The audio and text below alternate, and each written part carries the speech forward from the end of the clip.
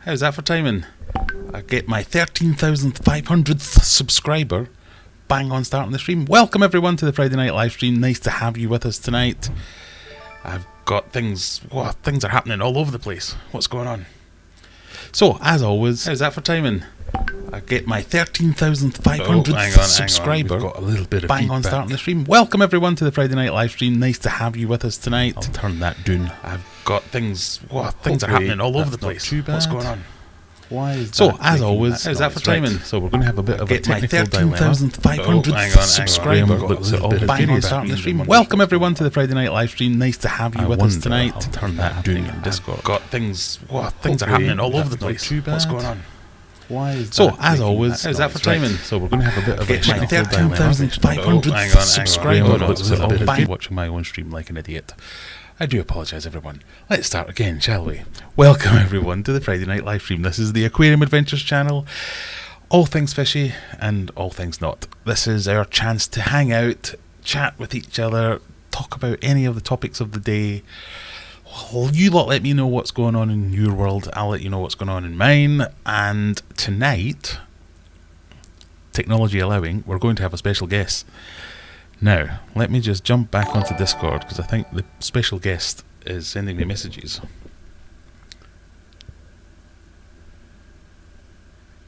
He is.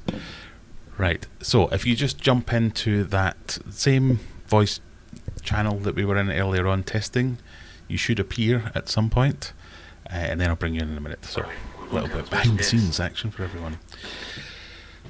Oh, you can do that at your leisure. So let's say hello to everyone. Who have we got here this evening? Let me quickly scroll back up to the top.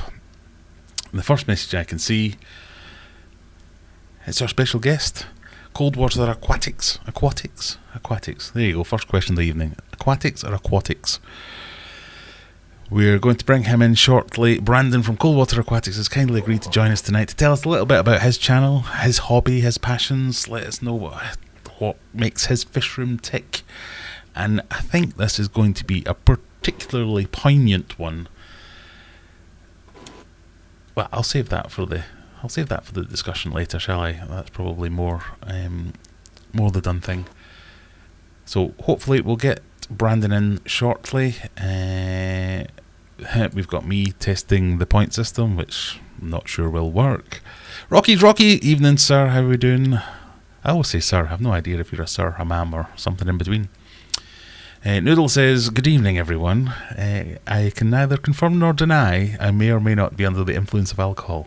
Try typing that message again later on and then we'll be able to confirm. Rocky's is on the Pepsi Max. Noodle sandwich. Nathaniel.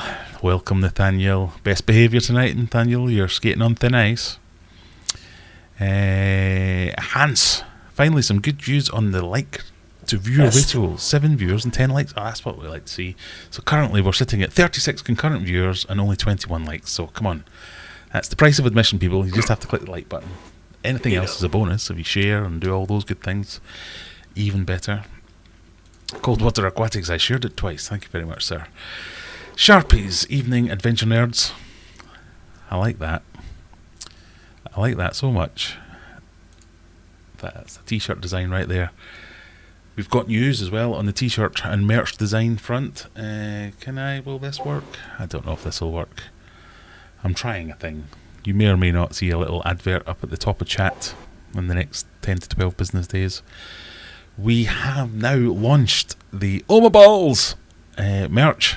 So on the Spreadshirt website rather than my own website, because I don't know, Phil might come in and tell us later. I'm not sure it was a design suitable for embroidery like my other merch. So all my other merch that you can buy off my website, www.aquariumadventures.co.uk. That's all properly embroidered, whereas the Spreadshirt stuff is like screen printed, I think it is. So we've launched a range of items, t-shirts, bags, hoodies, mouse mats, dog bandanas, you name it. You can get it on there with that Oma Balls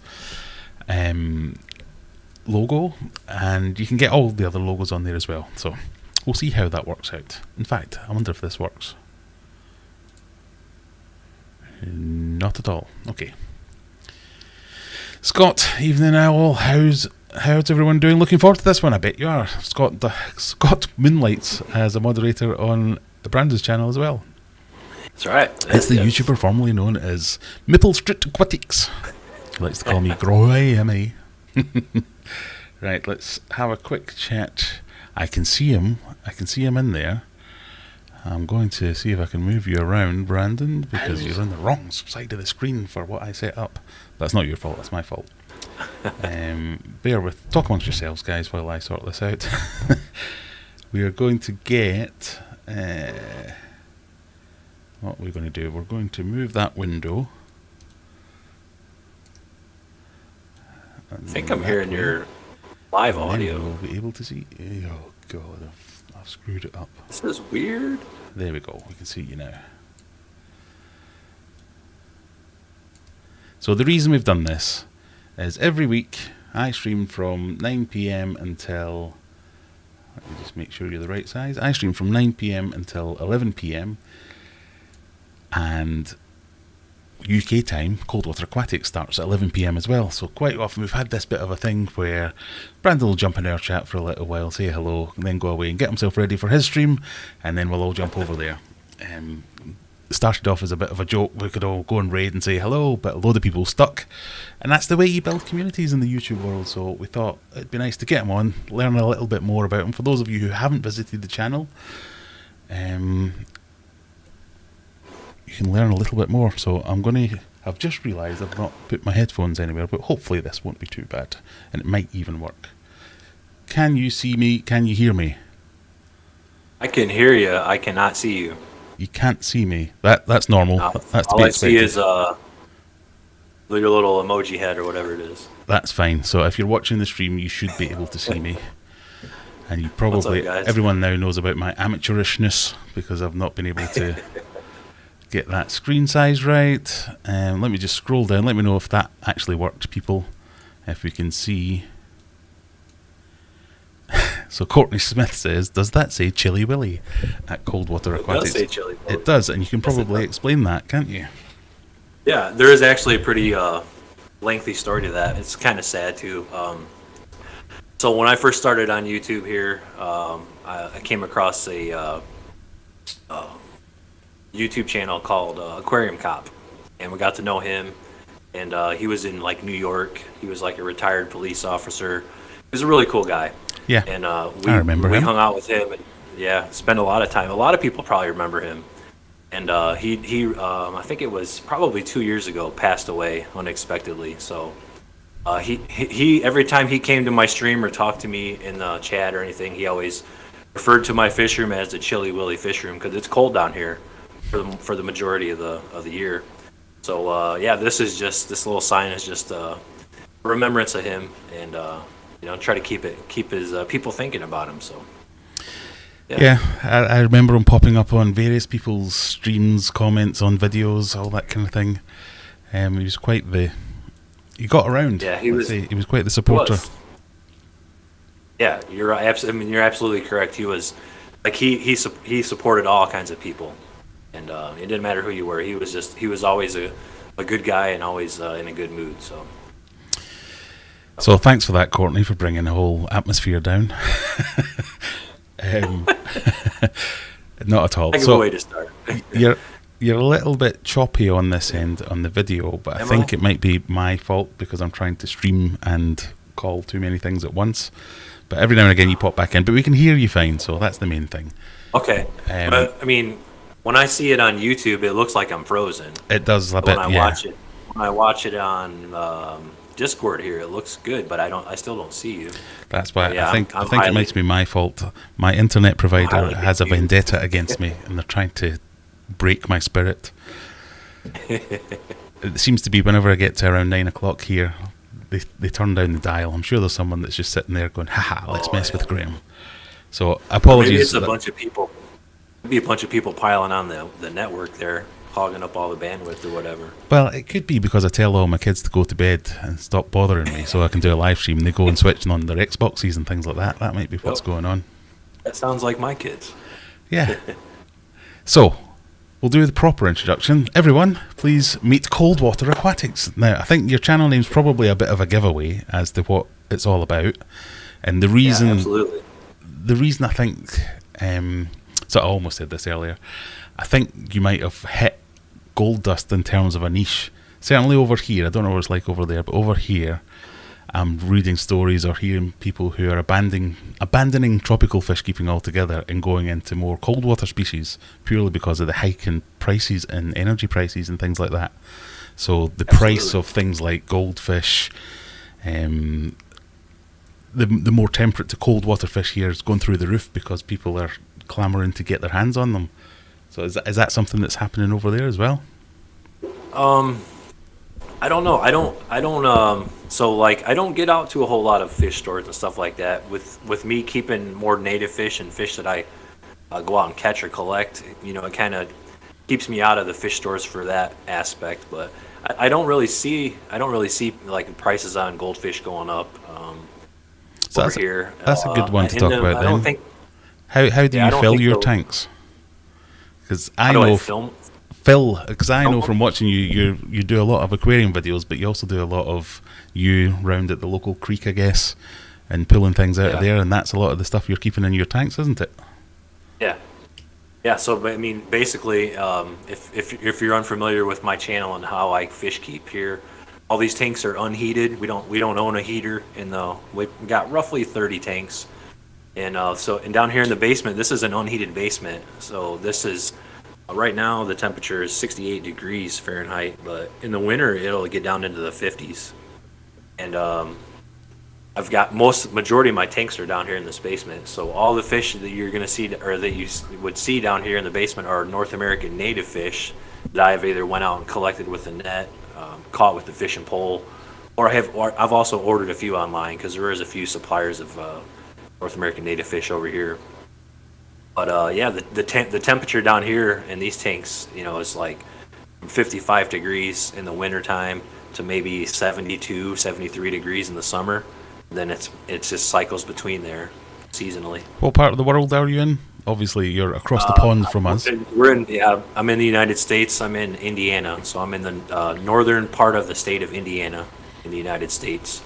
If you look at the United States, the Great Lakes stick out pretty easily. You got Michigan there with the two Great Lakes on both sides, one on the top. We're basically the state right below that. So we're in a really highly,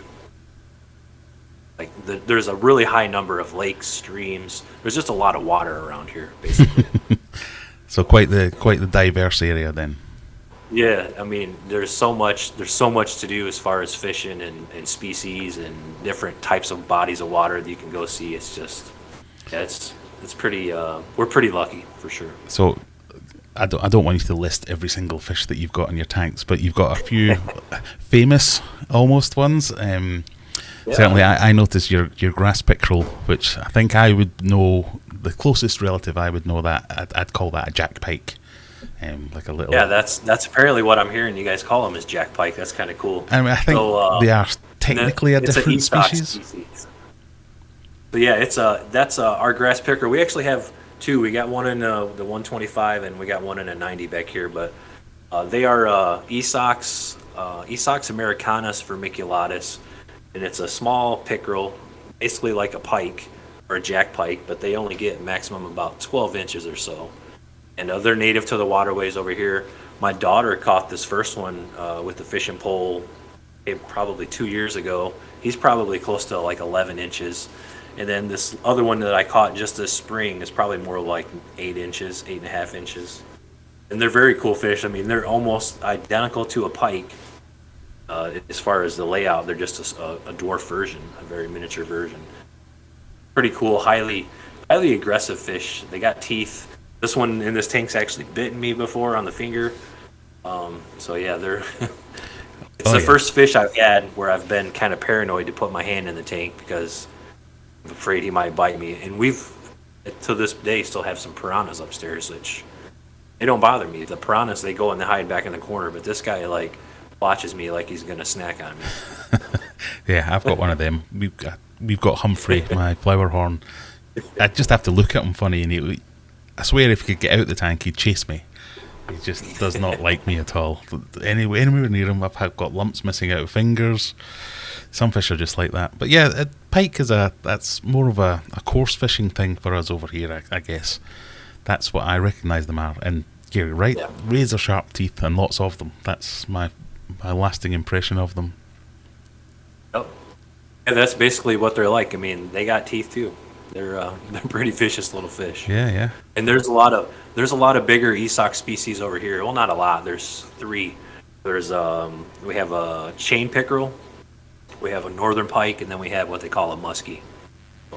So muskie, those all get like 3 foot plus.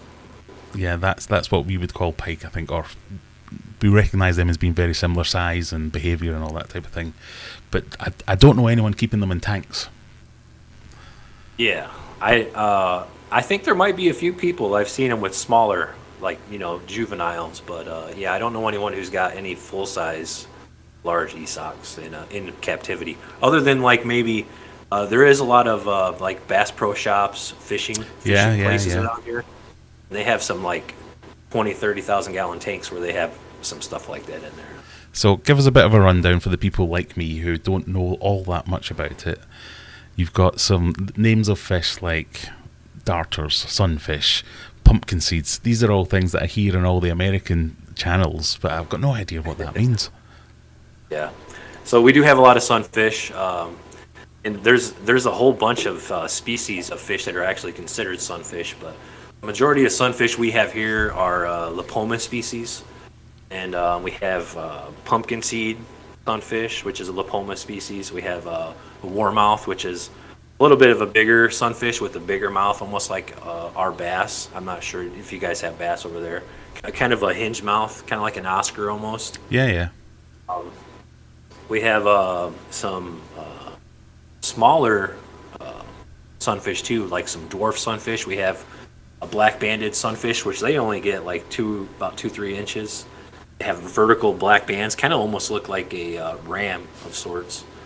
Then we have some blue spotted sunfish that get about 3 inches, 3-4 inches. We have a dollar sunfish, which is kind of in the middle sunfish. Some of these other sunfish, like this warmouth we got in this tank, they'll get 11, 12 inches around here.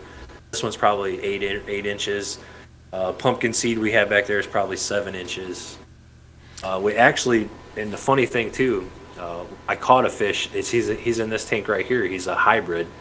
It's from what I can tell and from what I've had people help me with, he's a mix between a bluegill and a warmouth. So two Lipoma species sunfish is actually interbred or hybridized, and I caught him in the same place that I catch a lot of these fish. So kind of crazy that's happening in the wild, but that's just nature. Yeah, I suppose that's how hybrids start. They start it out in the wild, yeah.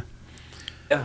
Yeah. I mean, the majority, if you think about it, the majority of everyone's, like all the fish that or people are keeping in their aquariums, the majority of these fish probably all eventually, or not eventually, but began from wild somewhere, and then people brought them into captivity, selective bred colors into them, and then they've hybridized some fish, like the blood parrots and stuff like that. But yeah, as far as the other fish go, we have a lot of darters too. We have some rainbow darters and black-sided darters. They are little smaller fish, kind of like what most people would call a minnow, but a little sportier, and they don't have a developed swim bladder. So what they do is they kind of dart, and that's how they got their name, darters. They'll lay on the bottom and they'll kind of just jump around and hop around. They're pretty cool. We have back in this tank behind me, I have a bowfin. Pretty sure, are there bowfin over there? They call them rough fish. They're similar. People think kind of negatively of them, kind of like carp and stuff like that. The bowfin back here, he's very similar to like a snakehead. He's got a real long, like snake-like dorsal fin on the top. He's got teeth. He's got a big mouth. He's swimming right back there. Probably can't see. I don't know. When I look at the YouTube, it looks all terribly choppy. If you want to see close-up versions of all of this, hang around for another if you want it, hour and 40 minutes, and then you can jump over and see Brandon's channel, Cold Water Aquatics, and you'll get a closer look at all these things. Now, we've got a question from Lewis. With all these being wild-caught fish, do you struggle getting them to feed, or do you try and keep them with their natural diets? I struggle at first. So as you can imagine, anytime you bring a fish in from the wild, it's used to eating stuff that's probably alive. Most of these fish are eating little fish, little crustaceans, little things swimming around, bugs and all that stuff. So I do have a little bit of trouble. I find that if I collect them or catch them in a smaller size, I bring them in younger, they transition easier. But basically, I don't want to say I starve them, but it's kind of what it boils down to. Is I have a worm bin. I compost like an indoor worm bin here with red wigglers. So I'll start with those because that's alive, and that movement will get the fish's attention, and the fish will eat it, and then it'll kind of as that goes on, they'll get hungry as they adapt to being in a tank. Just like this guy here, this hybrid. You can see him right here. He's kind of dark, but I put him in this tank, and he's just laid in this corner of this tank for like 3 days. Didn't move. I dropped a worm in. He did not want nothing to do with it. On the 4th day, I dropped the worm in, and he turned and ate it. And then ever since then, he's progressed every day. Now he's actually up in the middle of the tank. Probably next week he'll be middle of the next week he'll be swimming back and forth, and I'll probably have him on shrimp. So I feed a lot of my fish raw shrimp. But yeah, it kind of it's kind of hard. Smaller fish are even harder. I feed bloodworms. A lot of pretty much every fish loves bloodworms. I do have a batch, or quite a few batches. There's like 4 cultures of white worms down here. So I feed a lot of my smaller fish, or I use white worms, the live white worms, to transition the fish. So definitely, if you have something alive that can move a little bit better to get them eaten, and as they become comfortable being in an aquarium under lights, it takes a little bit, but they get hungry enough. I guess it's like that for a lot of fish, isn't it? Even when you buy normal domesticated fish from the shop, they struggle when you first get them in for the first few days. Whales are just going to be like that, but a little bit more as well. And it's a recognised technique, isn't it, that you not starve them, but make them want to eat enough that they'll try something new. And then once they go, oh, it's not that bad, then you're onto a winner from that point. That's right. A quick thank you to Noodle Sandwich for the super chat. Night night. Sorry, that's my daughter off to bed. I did see someone else. And by the way, any questions at all, whether it's for me or for Brandon, hey, look at that, I pointed the right direction and everything. Just let us know in chat. We'll get to them eventually, hopefully. We've got Aquaticness. Oh, look at this. It's Cold Water Aquatics. Yes, hey. Big eyes. Big eyes. It hurt. I have fish about shop to cop before he passed away. Yes, obviously. Not a good thing. You're shipping him guppies. attack his guppies after he put in the tank. So tell me about your fish room then, because I've seen it and we can all see it now. It's mostly quite larger tanks. You must have, what, about 20 or so? I think down here we got 22, 23, something like that. We got six or seven upstairs. The majority of them are larger tanks, and that's kind of the direction that I want to head into. I like small tanks for certain things, but I just seem like I have more enjoyment out of the big tanks. So we got a 4-foot metal frame, 75 right here. This is a 29 gallon. This is a 6-foot, 125 gallon. That's a 4-foot 90. Behind me is a 7-foot 150. And that's a 55, which is 4 foot. These are smaller tanks here. This is a 20. There's a 20 long. This is a 37. Then this rack here is a 4-foot rack. These are 255s. 33 long on the top. 2 more 20 longs over here, and this is a 6-foot 80 or 90 gallon tank. So see, I think I do like the longer tanks. You must be the smartest man on YouTube to go for cold water, because that would cost an absolute fortune if you had to heat all that.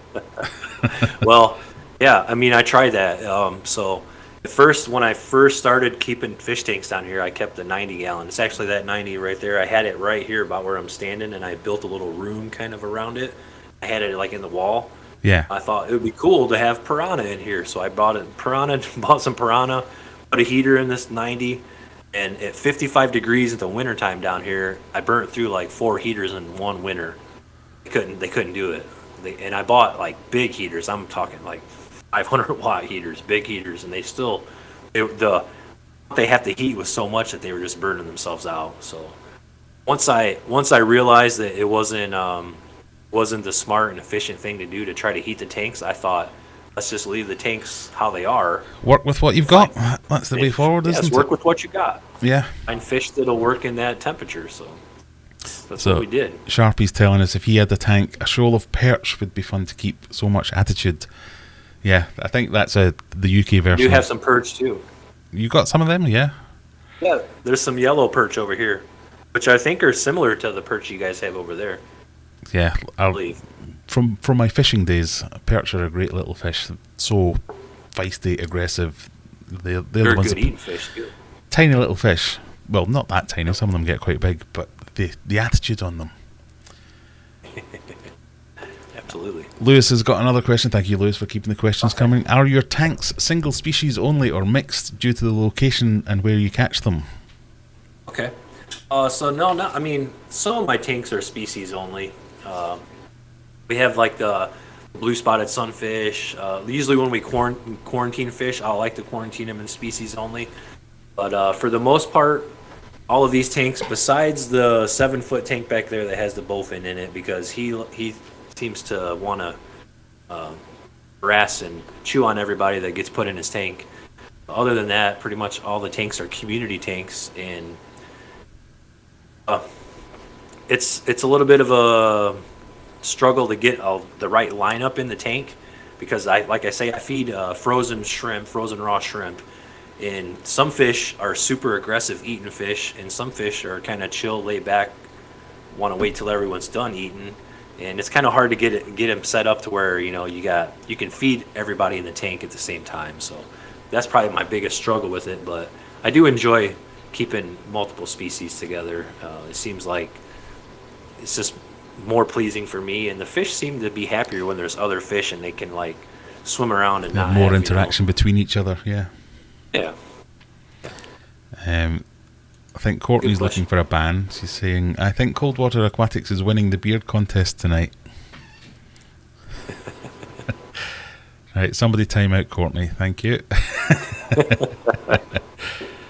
Well, I guess if you're catching a lot of your fish yourself locally, these are fish that are generally in the same sort of habitats.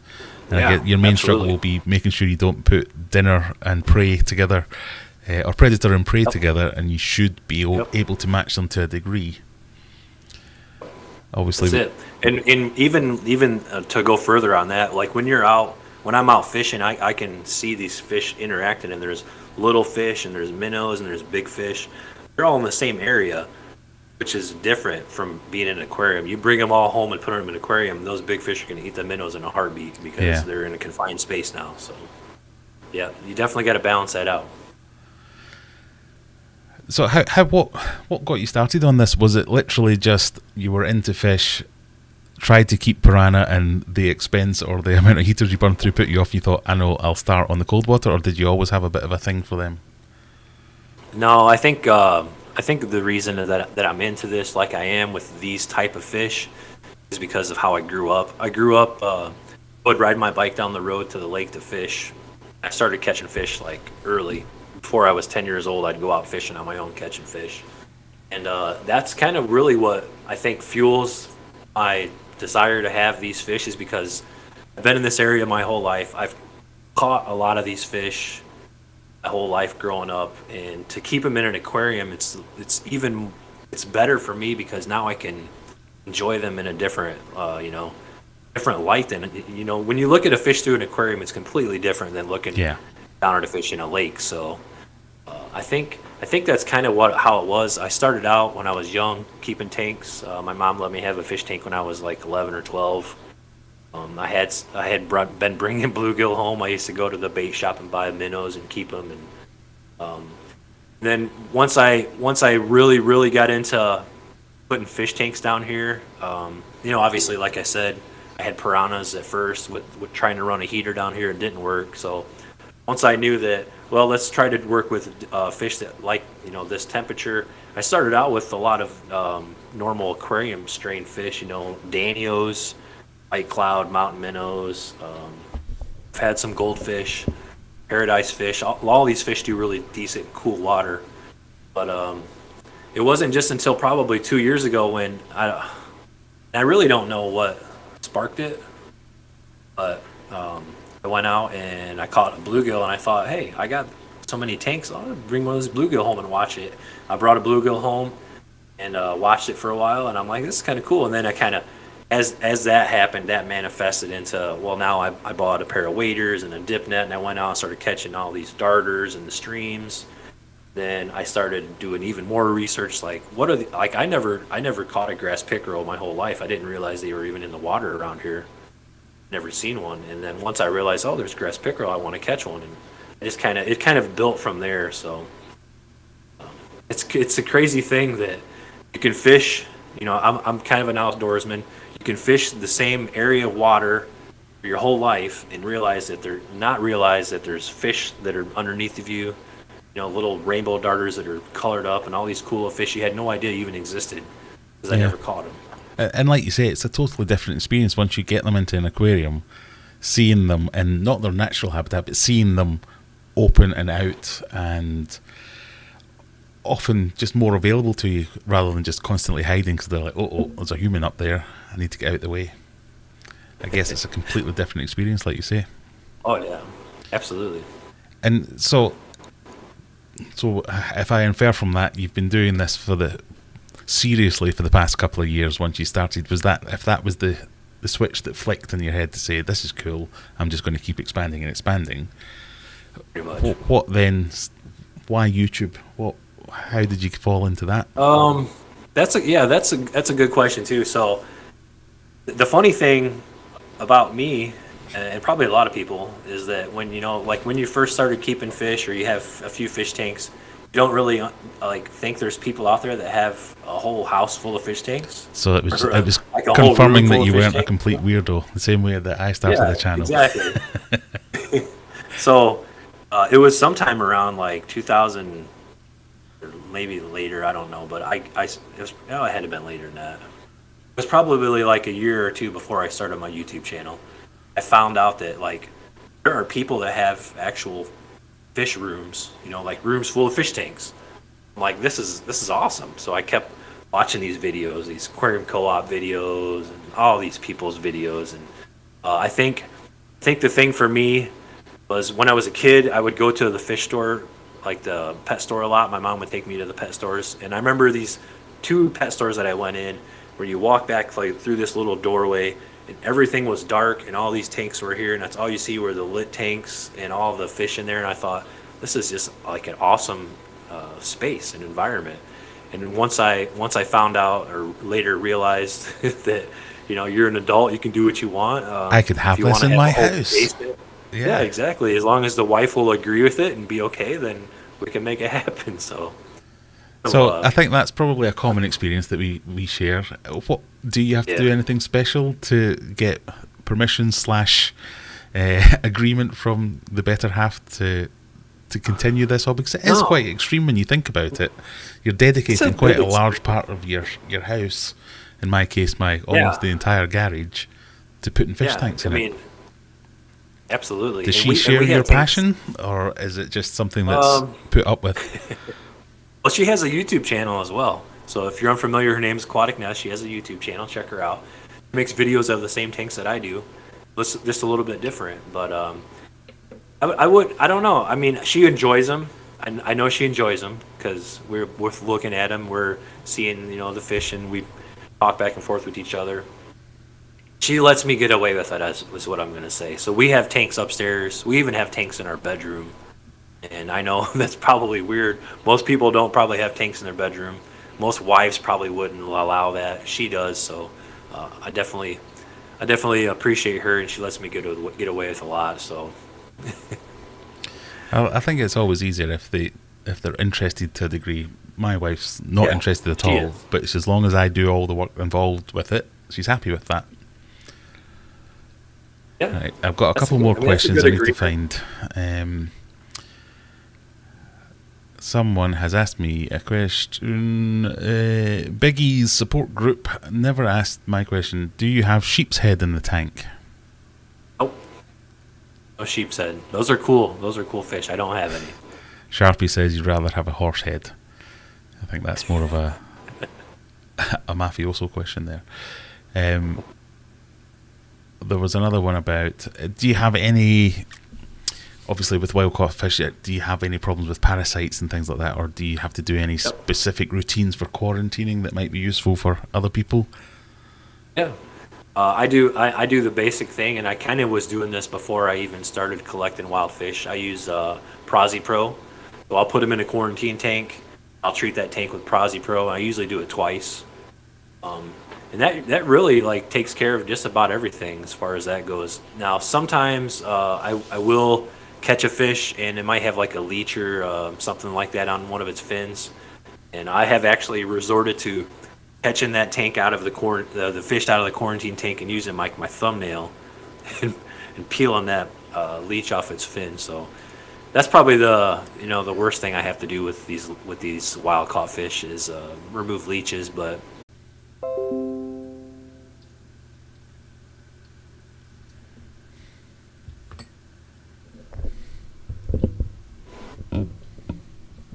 I hear you.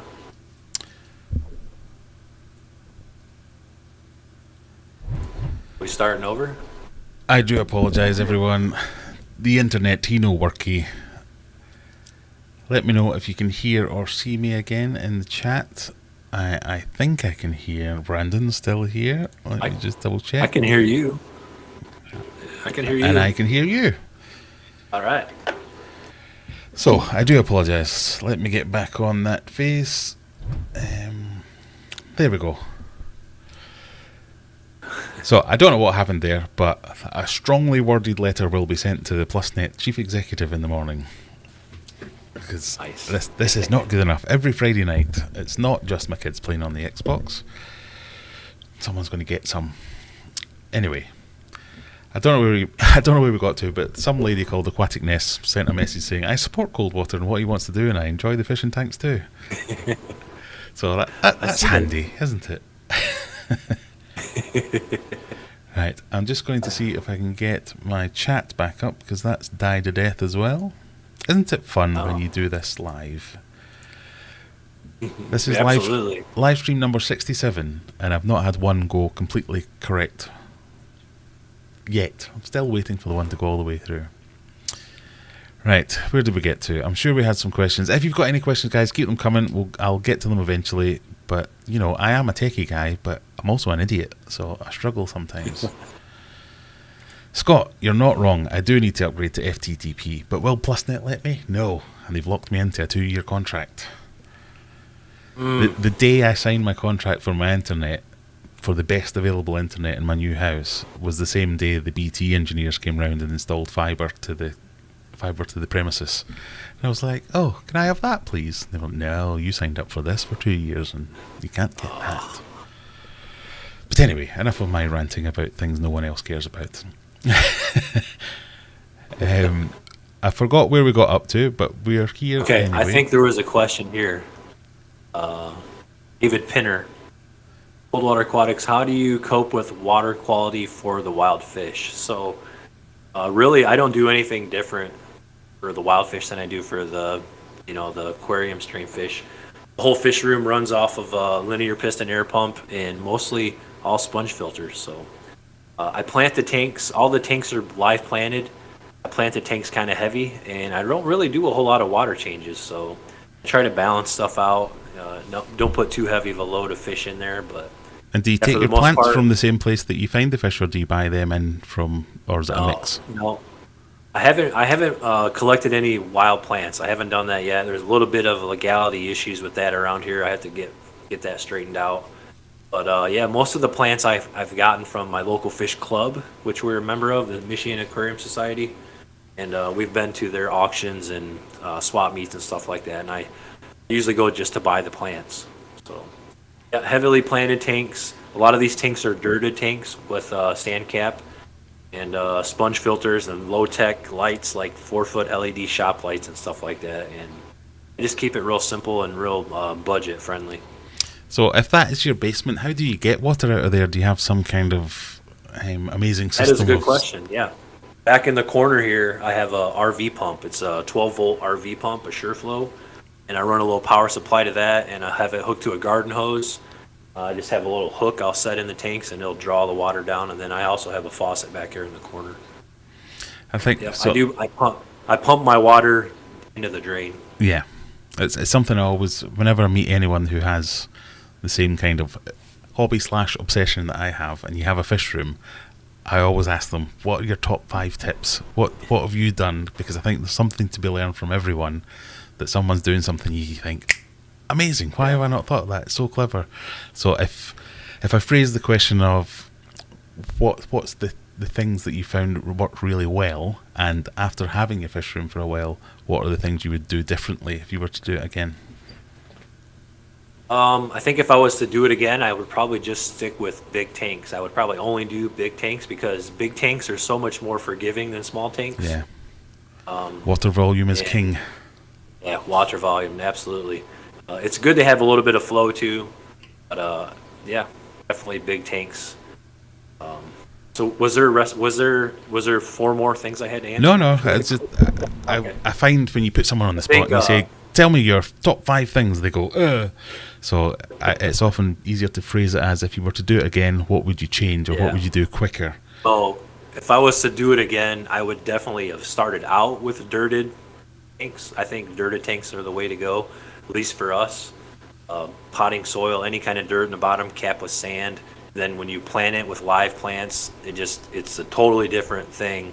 Which I've never done like any of the expensive soil, like the plant soils, like the 88 and all this. I never bought anything like that. Aquascaping soil, yeah, I've never done that. So I think if I were to do it all over again, I would do all big tanks. I would have started with dirted, sand-capped, live planted tanks from the start. I don't know if there's a whole lot of things I would change, really.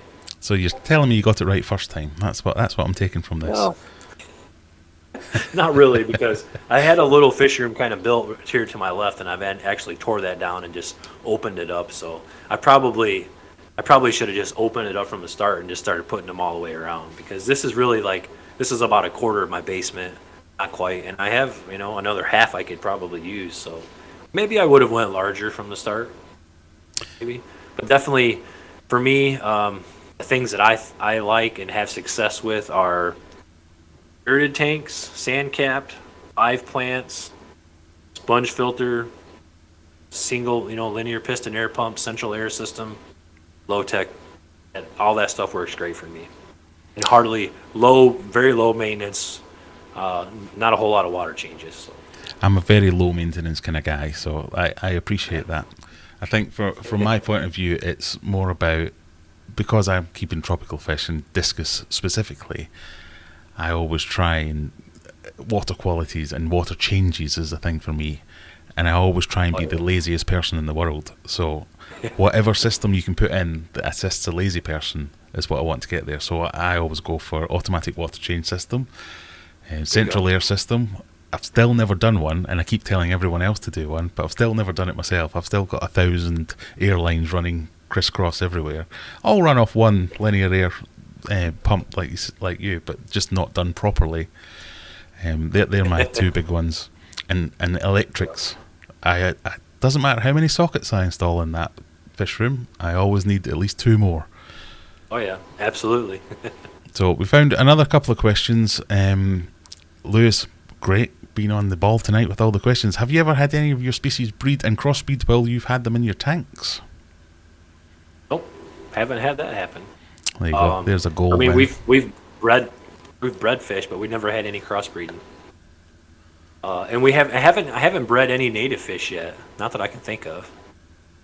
So that's one thing that I would like to do eventually, is to get some of these natives to breed, but I kind of split them up so much that it kind of knocks that out. Do you have groups of fish together? So because I do.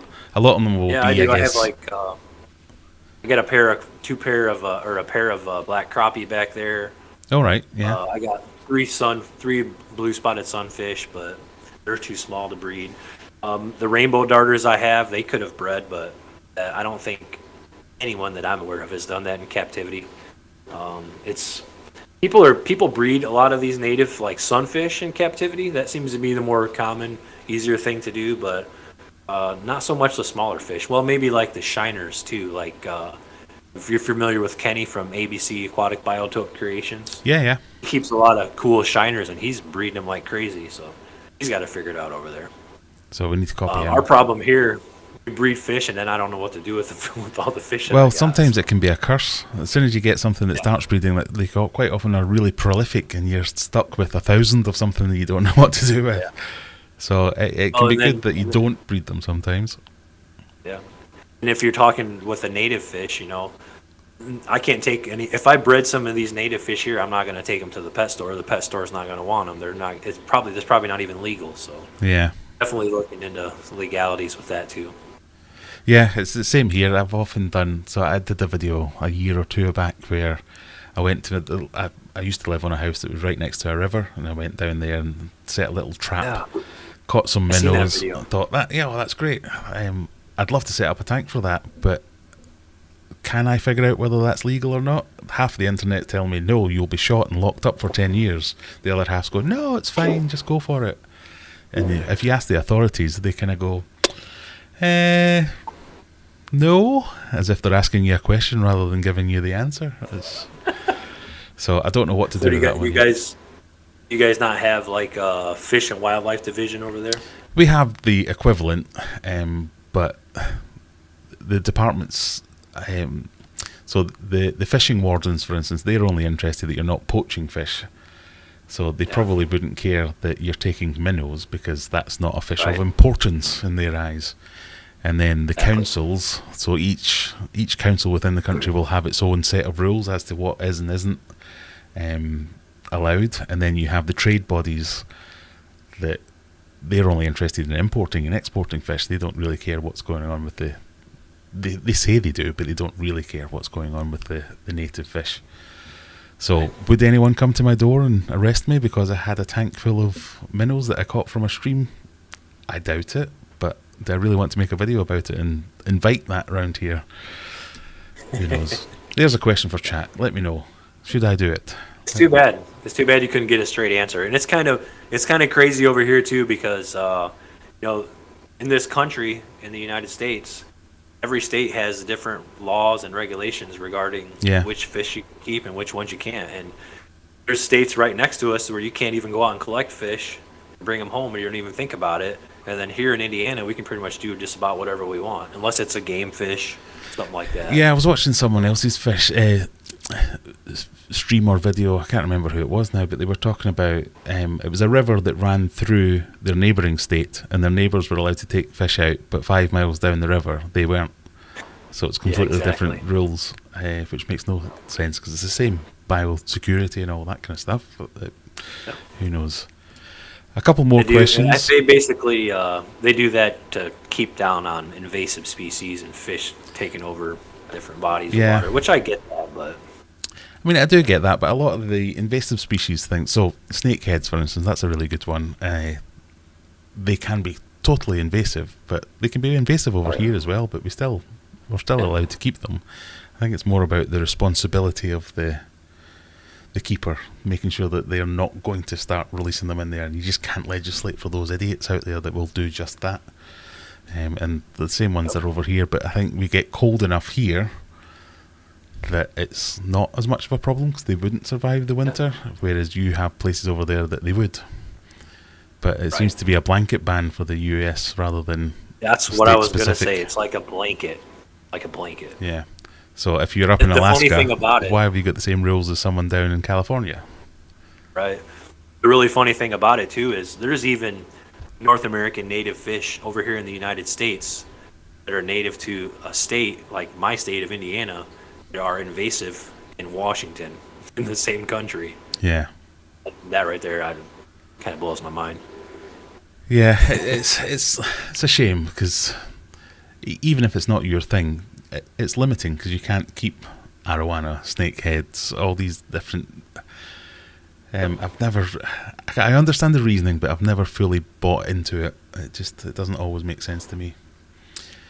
Noodle Sandwich trying to catch me out with a. Have you ever? No, I haven't, Noodle. Thank you very much for asking. Have you got any plans for an indoor pond? Asks Hans.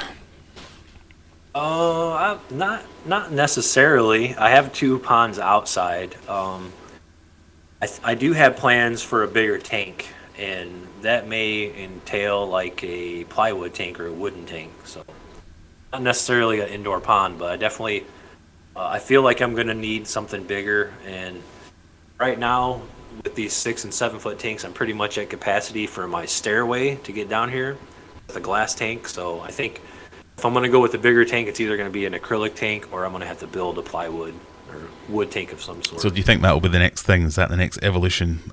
I think that'll be the next tank? big thing. Yeah. Yeah. I got a 40 breeder that I'm going to build a little rack for and put a 29 under back here. That's probably the next immediate thing, but the next big like interesting thing will probably be 200 plus gallon something. Well, I hope you do better than I do with my mega tank, which is still in the same position it's been in the last 3 or 4 weeks. Yeah.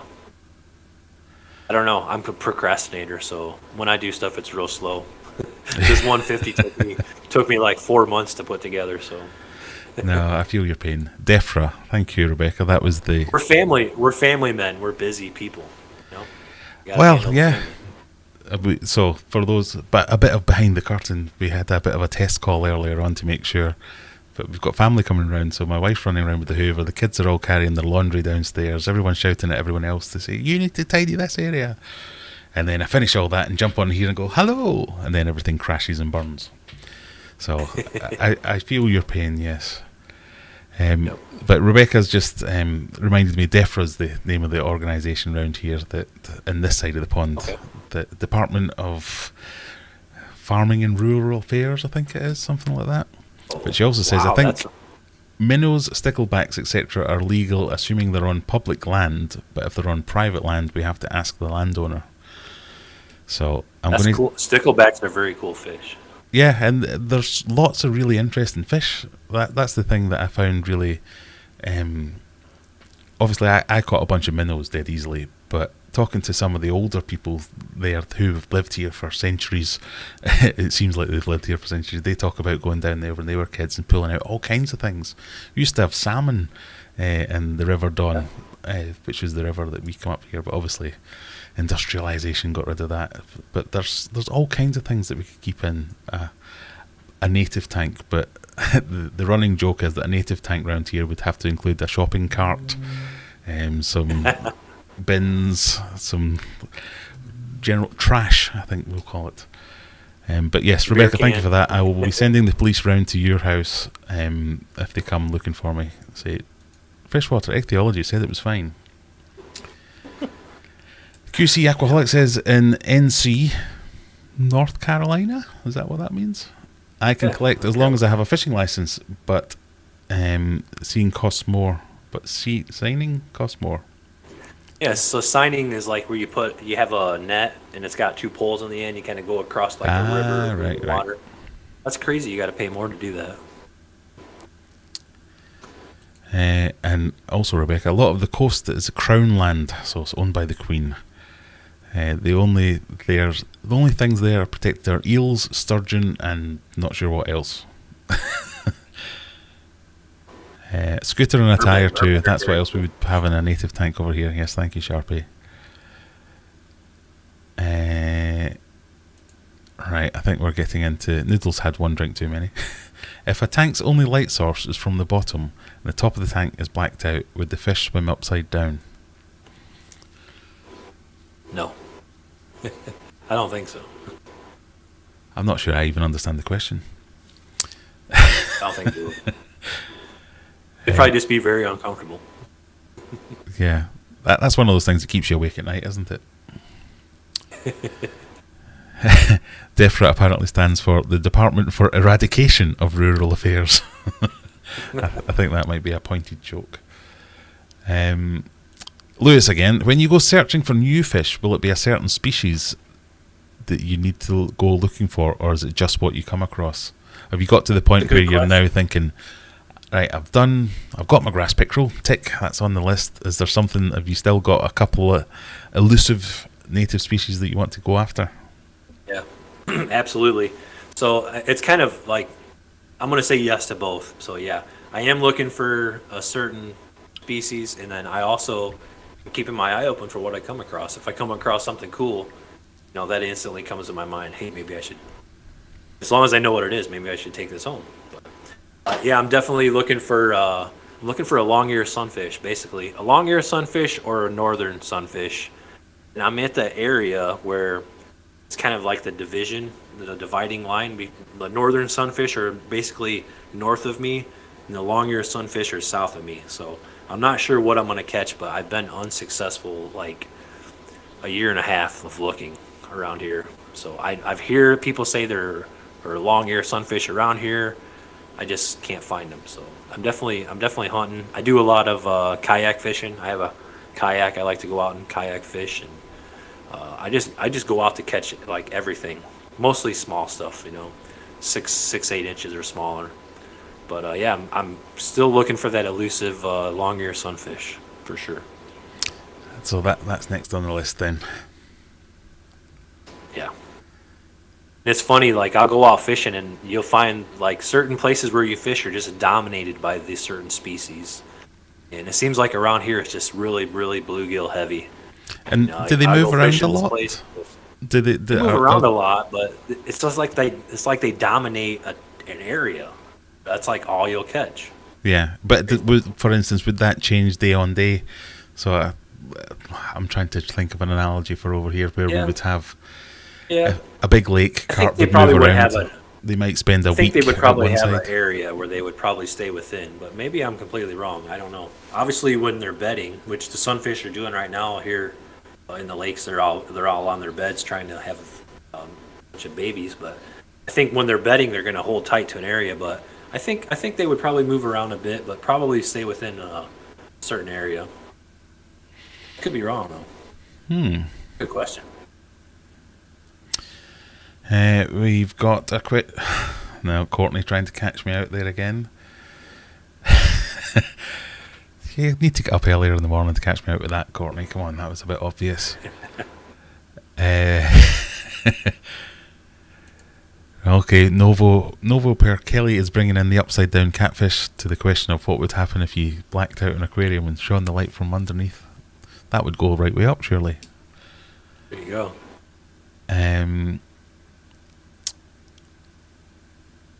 David Pinner, what's the largest fish you have in your tanks? There you go. That would be probably my 11-inch grass pickerel back here. Longest fish. Largest fish probably would be the warmouth that's with him. He's a little bit shorter, but he's tall and he's real thick. Got a lot of meat on his bones.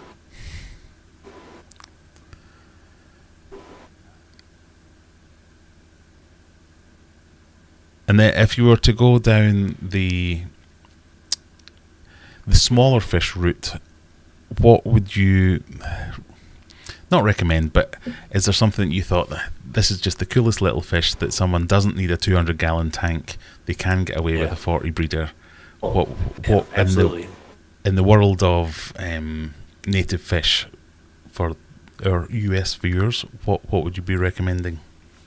There's so many of them, but I would say my recommendation would be darters. I love darters. Darters are so cool. I love central mud minnows. Those are very cool.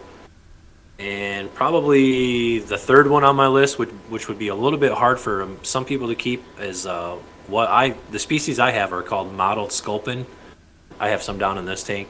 They need to be actually pretty cool, pretty cold water, but they almost look like a stone or like a frogfish. Or like a goby. They got a real wide head, a real big mouth, real like small body. Very cool fish.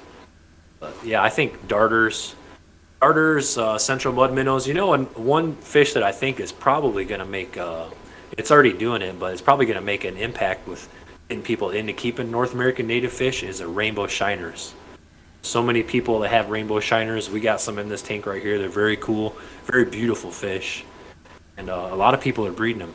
So. Yeah, I think the ABC Aquatic Biotope Creations, is it? He quite often comes along to the live stream on a Friday night, and I've been watching his channel recently, and he's quite into the shiners, isn't he? Oh, he's breeding those like crazy. Yeah. We actually won some on his giveaway, Aquatic Nested. Did you? 500. Yeah, he did a 500 subscriber giveaway, and she won. Oh, of course. I even watched that. I knew that. So you'll be getting them soon. That'd be good. Mr. Bojangles, he's probably 10 inches right now. He's coming up on the pickerel. And he's definitely coming up. And Mr. Bojangles is our bowfin. Yeah. Are they going to be... So the tanks you've got them in now, is that for them, or is that why you need the bigger tanks? Well, the pickerel will be okay. The pickerel's about full grown, so he'll be fine. The bowfin will probably be the reason why I need a bigger tank, because in the wild, the bowfin get like 2 foot. So, yeah. That's my monster fish. Very similar to snakehead looking, very similar looking. Yeah. My snakeheads I've not seen for about 3 weeks now. They're just gone into hiding. Some cool ones. I've made the classic mistake of giving them lots of hiding spaces, and now they're using them, so I never see them. Oh. But yeah, snakeheads, they're a fish that I've wanted for a long time. So happy that I've got them, but now that I have got them, I never see them. I think, it's so frustrating. I'm sure they will come back out at some point, but they're just the most amazing. It's not that they're even that bright or that colourful. It's just the shapes and the fins and the patterns. Everything's very subtle, but it's just cool as hell. Aquatic Nest says Cold Water Aquatics has 12 rainbow shiners. I'll have 5. Yep. Sharpie, I've seen rainbow shiners at some of my LFS. Is that what they're called over here? I thought they were. I've never seen them, so that'd be cool to check that out if that's true. Yeah, when they color up, they're awesome. In stores, they look grey with a bit of a red line, so nobody wants them unless they Google. Yep. Right, everyone, I'm going to give you like a 5-10 minute warning because Brandon has to go and prepare for his stream. So if you've got any final questions you want to get off before he jumps out, get them in the chat. But while people think up their last final questions, I was going to give you the quote. We've kind of already talked about it, but what have you got in store for the next 6 months? What is your plans for the fish room and for YouTube? Do you have any goals you need? You're trying to achieve? No, I don't think I have any goals really for as far as YouTube goes. The channel is really growing more than I kind of thought it was ever going to. Um, I'm happy with that. I want to put out more edited videos. I don't think I do enough edited videos. So I want to do like once the fish room gets kind of more, I don't know. I don't want to say final because it's always final, but once I get a few It's always things evolving. moved around a bit, I want to do another fish room tour video, and then before I do that, I need to, like I say, I need to build a 40 breeder stand, and I'm putting a tank below that. So move some fish around. I want to get out this summer and do some collecting videos, some fishing videos. You know, kind of take people out in the nature and show kind of like what I go through to collect and catch some of these fish. I like to do that. I think people would enjoy that. Um, I don't. I don't think I'll get to building the big tank this year. At least that's not really on my radar at the moment. So probably just try to get a few more tanks kind of finalized down here in some spaces. I want to put this 150 behind me. I want to take the 55 that's below it and turn that into the sump for the 55. So there's definitely some stuff I want to do, fish room work, but nothing major. I mean, I know it's probably going to be quite niche, but certainly something I would be interested in is the collecting videos. I think that's got a lot of potential for some really interesting content. Yeah, I don't. It's the kind of thing that like, lots of people might think of doing, but wouldn't know how to go about it or even why they were doing it. So I think that'd be something that'd bring you in a lot of views because it'd be really useful and interesting. Yep. It's hard to find with YouTube what your niche is or how to dial in even further into your niche. Yeah. And that's it. I mean, there's no room left for any kinda, more dumb guys. Me and Michael from Michael's Fish Room have got that sewn up. If I had to kind of, explain what the niche was here, is that I'm a fisherman. I'm an outdoorsman. I enjoy going out in the nature, taking my wife, taking the kids. We like to go out and see stuff, catch fish. I like to have kind of somewhat natural planted tanks, and I like to keep fish from this area that I can go out and collect and kind of bring a little bit of nature back into the house. So, well, it's got the makings. I think people would enjoy those videos too. Well, that's what I mean. I think it's got the makings of content that people would love. So if you are going to start concentrating on edited videos, again, I think that will only do you wonders for your growth of your channel. I've just seen ABC, Aquatic Biotope Creations, has jumped into the chat. You've missed it. We've just been talking about you. Yes. Underwater drone for fishing trips. There you go. That's a good idea. Hey, that is a good idea.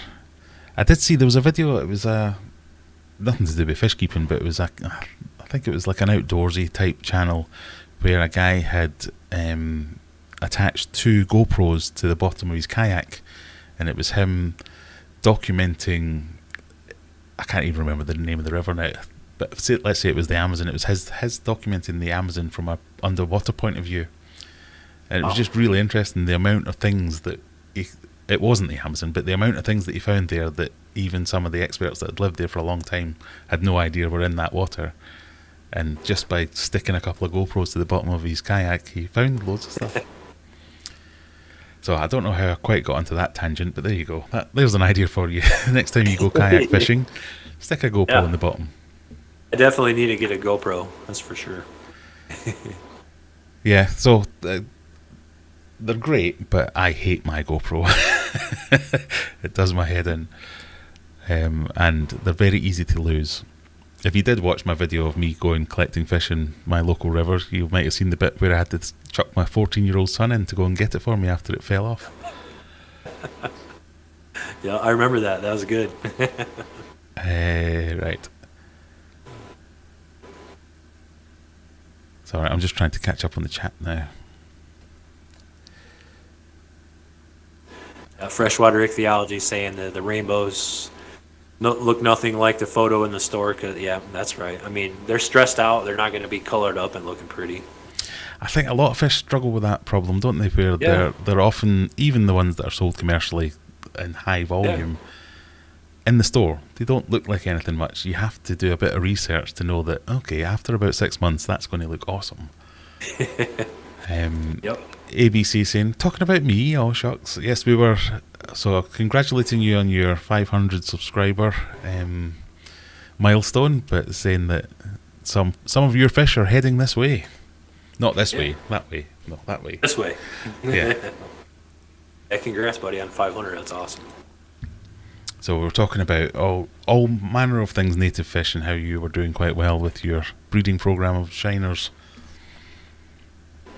So you never know. He's got it going on over there. If you want to come on one day and tell us all your secrets, then we'll set that up as well.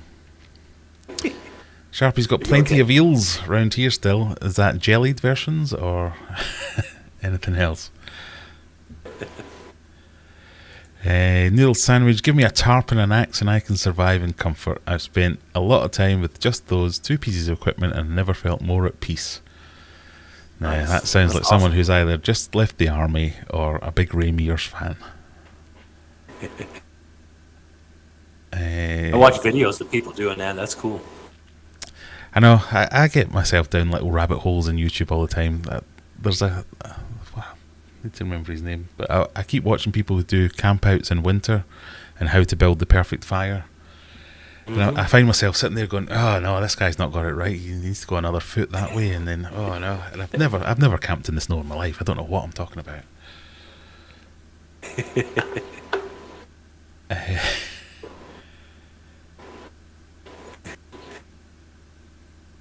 Right, I think then I can't see any more questions for you, so Okay.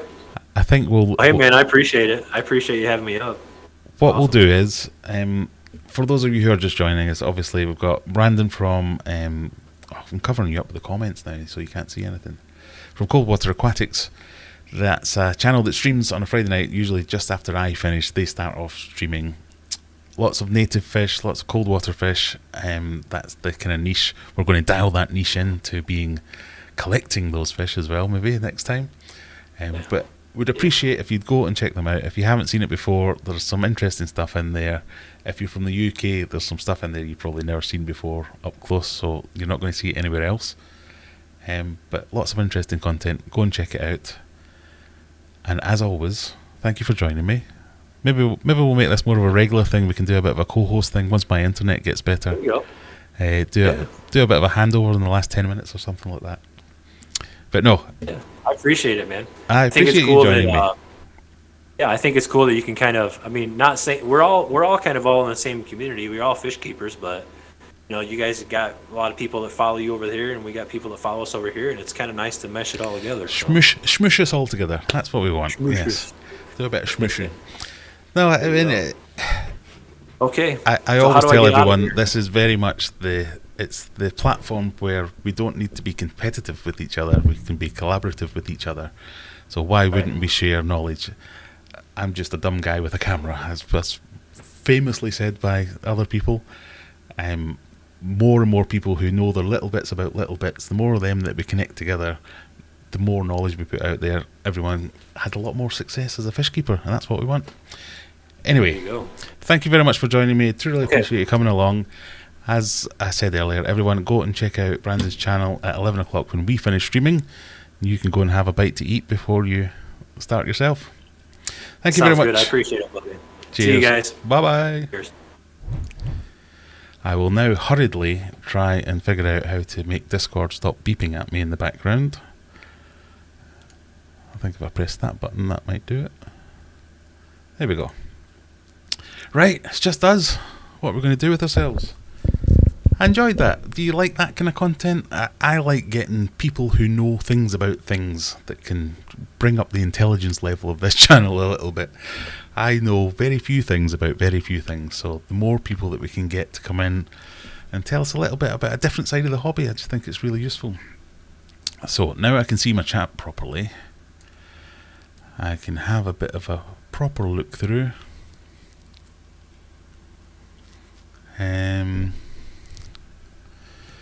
Right.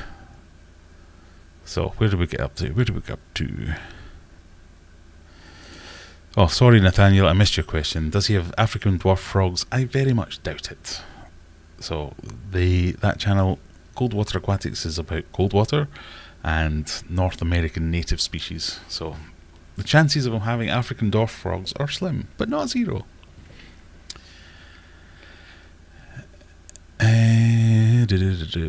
Aquatic Nest, best streams on Friday night. Aquarium Adventures, then Cold Water Aquatics. Yes, they should have like a, what's the equivalent of like a Sky Plus planner for YouTube streams? There used to be a Facebook group where they would put out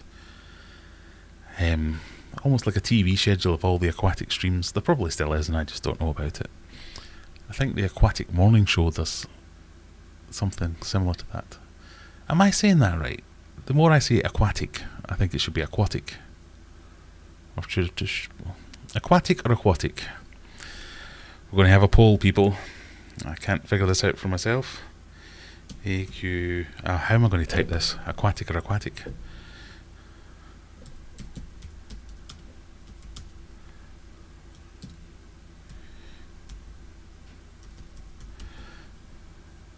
I don't know what to make the answers.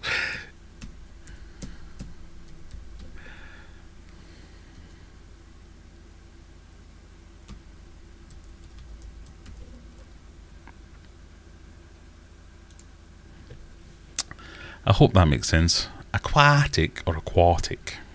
The poll is now live. You can tell me what is really going on. ABC, I'm now at 550. My God, that's a jump in the last week. Well done. That's what you do. If you just, YouTube's a funny game. Just keep doing what you're doing. People will find you.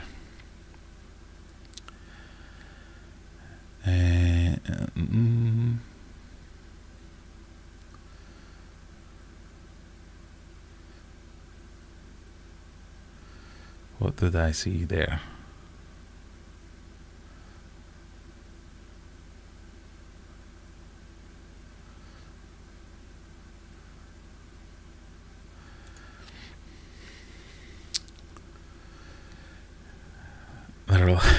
I don't know what comment you're replying to, but there are a lot of overly edited pictures on the internet. Now there's a thing. That's a video in and of itself. The way some people, naming no haikos, treat the documentation of fish. Yeah, that's a career-ending video all on its own, probably. As Rebecca has said, there are some people particularly known for it. Most swims on lakes around here have grooves dug into the bank to lay eels in for unhooking. Otherwise it can be a nightmare, especially the smaller ones. I've obviously missed a whole eel discussion, so I'm not going to try and wade into that.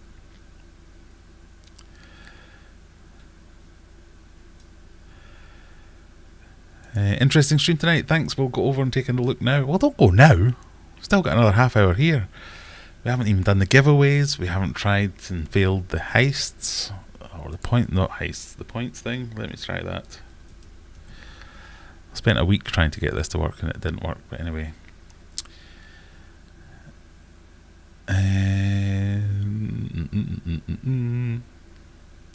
Can someone drop a link to his channel? I'm sure someone can, and someone just did. And now I've clicked on it by accident. Did not mean to do that. Yeah, there you go. Scott has put the link in the chat. Oh God, I'm miles behind. Sorry, I need to catch up. It was great to have you on the live Cold Water Aquatics. Good, I'm glad. So, who's next? Who else do we need to have on? What do you want to know about? Who can I invite on? See what we talk about. Right, it's far too much eel talk here.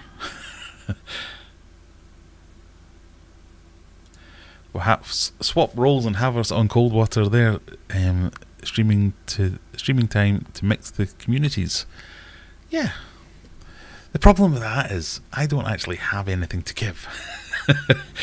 I only know about Discus and that's it. And even then, it's very much scratching the surface.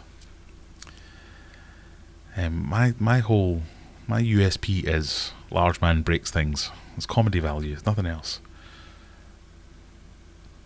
Large man kills things, large man breaks things. That's kind of my wheelhouse. Fishing shop near me might and see if they have any more eel talk. Come on, no more eel talk. Aquatic.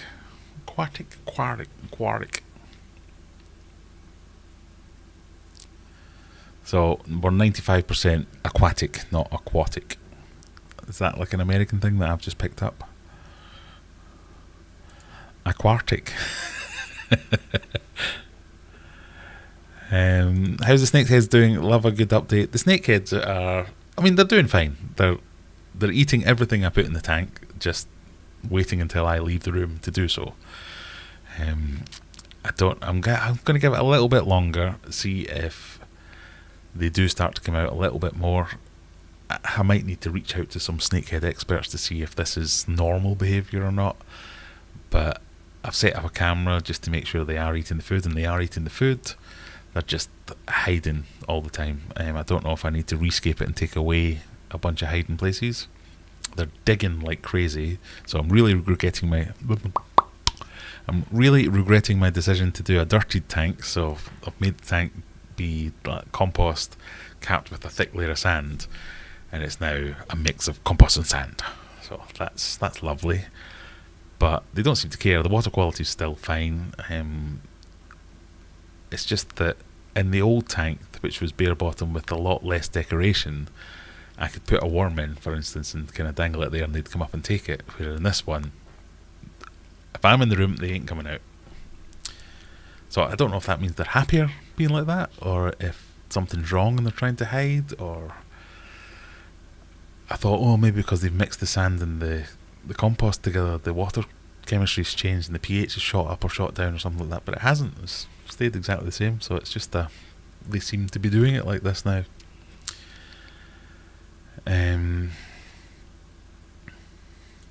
Fish Fam link has all the live streams. I must have deleted that by accident or something, because I can't remember what that is, or I'm no longer part of it, or maybe they kicked me out. Who knows? Enjoyed that, says Andy. Thank you, Andy. Good to see, good to hear. Aquatic is British. Aquatic, or however you do it, is American. Yeah, I thought it must be something like that. Like the multiple ways to say evolution or cephalopod. Evolution? Evolution. Cephalopod. How many ways are there to say cephalopod? Kephalopod? I don't know.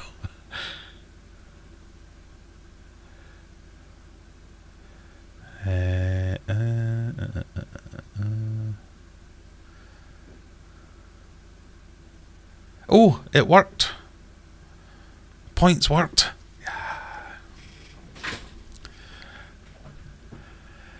Right, so this was my attempt. Right, reel back in. This was my attempt last week to, rather than doing random giveaways and giving Kaylee all the prizes, that's not the reason. But we've got a loyalty stream going, which may or may not work. And it didn't work last week, but it looks like it might be working this week. And how it works, if I show you on my little face, how it works is this thing. So we have loyalty points. Every 5 minutes you spend on stream, you get a point. Every time you make a comment, you get a point. Now, I've been doing some reading on this, and it may or may not be giving you anything for being on stream, because that might just be for Twitch, so it might just be for comments. So we'll let this run for a little bit, but the mods will be all over this, and if you start spamming, you're out. So you get a point for a comment. You may or may not get a point just for hanging around for an amount of time. You get 10 points for subscribing. So if you're watching this and you haven't subscribed, subscribe now and you'll get 10 points. And that will shoot you up the chart. For being a member, you get 10 points. For super chats and donations, you get 2 points, because I don't want to make this a buy to win type thing. But still, I appreciate your super chats and your donations, so want to give you something. Now, at the end of the night, whoever's got the most points, what do points make? Prizes. Points make prizes, so we'll do that. So I'm glad that seems to be working. and there are some controls you can type in to see whether or not you have any points. You can have duels with other users to have points, or to risk points against them, and I think heists are enabled. We've done that before and people got really upset by it, but we'll see how we get on with that. So no more than one of these things going on at any one time. What's up? Sorry, Missy's Aquarium Adventures coming on a dog hunt. The dog is here. So if I show you the commands, default commands, if you want to check your loyalty points, you type in !points. !top will show you who the top users are. Top hours, top users by hours. Add points. Moderators can add points to users by typing in add points. !add points. Remove points for naughty users. So if you start taking the piss, you'll get points taken away. And give points, so you can give points from... Oh, something's happened. ABC Aquatic Biotop Creations has become a member. Thank you very much, sir. If you want to become a member, this just makes me launch into sales spiel. If you want to become a member, you get access to cool emojis, because that's what everybody wants. But you get stuff. And if you are in the UK and use aquariumadventures.co.uk, you get 10% off anything you buy at the website for the hero membership option. Otherwise, you're just supporting a great cause. Me. So if we've got all these things, the loyalty points, we might fold in heists where everyone gets a chance to earn more points. We might fold in duels where people get to battle each other. It's like kind of based on a random number generator thing. You have a duel, you put up 10 points. Whoever wins the duel wins the other person's points. All that kind of stuff. And then what I get to do is I get to go to the loyalty section and see who's got all the top points. So at the moment, everyone's got... Why would it show me in reverse? That's the stupidest thing I've ever seen. Noodle Sandwich is leading the way with 25 points, followed closely by Sharpies, Fish and Phantoms on 16. Big E's support group on 15, ABC on 14, Scott on 13, Lewis on 12, etc, etc. So you can see that's going on. So if you type in top, you'll see that and come up in chat. And then whoever wins, without spamming, and the moderators will be in charge of, they have full control on deciding what is spam and not. So don't go, oh, he's being nasty to me. Tough. Mods control, spam control, if that makes sense. And when we get to the end, whoever wins will get a thing. And talking of things,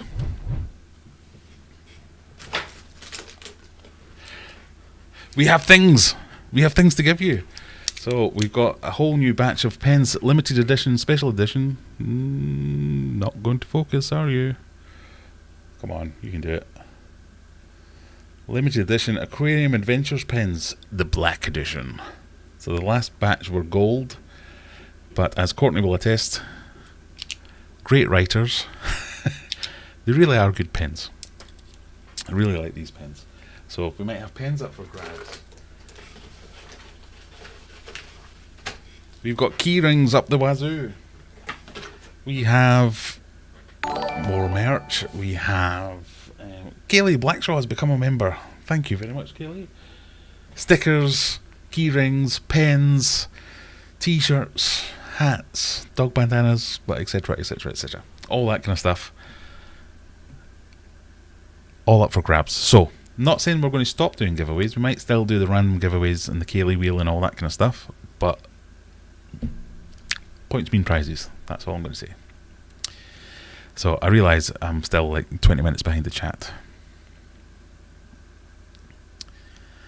Crispy says, hello from the USA. So glad I made our live stream finally, even though it's the end. Well, it's not quite the end. We've got half an hour left. Pardon me. I realise I've made my own job even harder by navigating the chat, because it's just going to be full of people saying points. How about a Gourami stream? Now there's an interesting... Can someone convince me that gouramis are awesome? Right, this is your challenge, Hans. So you need to come up with let's say, an hour's worth of content and argument about Grammys, you need to get to the point where if I get to this point, it's not going to work. And I'm going to get to this point on Grammys because they're boring as hell. No, I jest.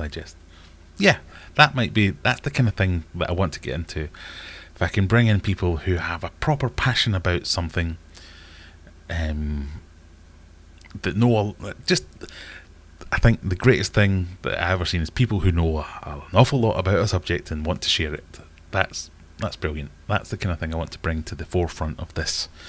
I know we fart about on these streams quite a lot, but if we can give half an hour or an hour away to a little bit of promoting someone who's just got a passion, just got a bit of a, I know a lot about this subject right now, let me share it. That's what we want to do. So yeah, join the Discord. Pardon me. Join Discord. Join Discord, make yourself known to me, send me a message, say, I really like Grammys, I'd like to come on your live stream and talk about that, or I really like eels, etc. Pardon me. We'll have no more talk of punami on this channel.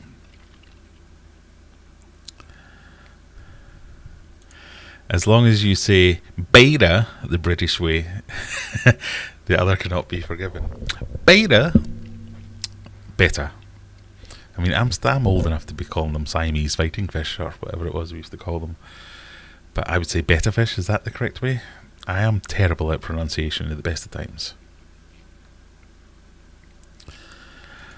I am Jack Bauer, or Boer.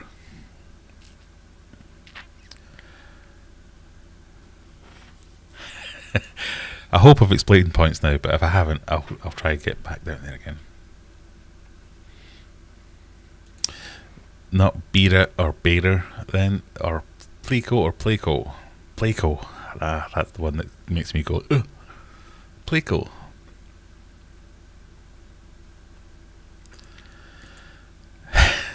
I have now explained them. Hopefully that we've caught up with my explanations. I'm now going to mispronounce lots of words.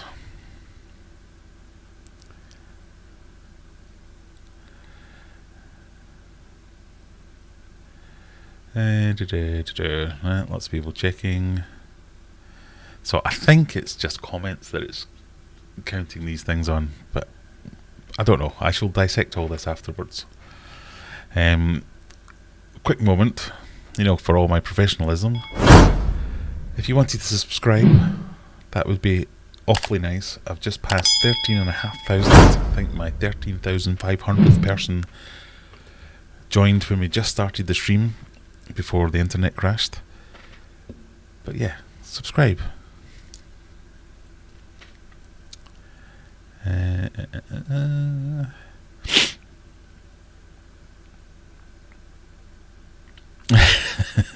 This is a measure of how much of a social life we all have. I'm surprised at this. I mean, this started during lockdown where I thought, right, nobody's got anywhere to go. This is a captive audience. And admittedly, I did have more viewers when I first started, but some of you have stuck around. Pubs are open, people. Why are you still here? It beggars belief that anybody wants to listen to what I've got to say. Usually, so I've not got much to say. Me Witchy Ways has joined us. Can we have pints instead of points? Well, that might be next. Pens are not on the website, Courtney. Do you think I should tell pens? I think pens should be like an unobtainable thing for supporters of the channel. This is the social life. Yeah. No gaming the system. That's another thing. No unsubbing and resubbing. Facebook. YouTube will just get upset with me and then we'll not be able to do things like this anymore.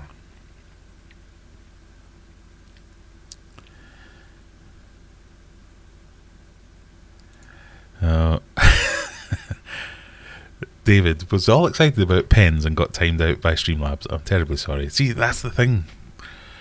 I cannot control the robots that are in control of this channel anymore. You have to hand over so much control. Right, where do we get to? Rob Barry's gold pen is still going. You must be one of the few people in the country that've still got a gold pen. I think I've got one in this whole house.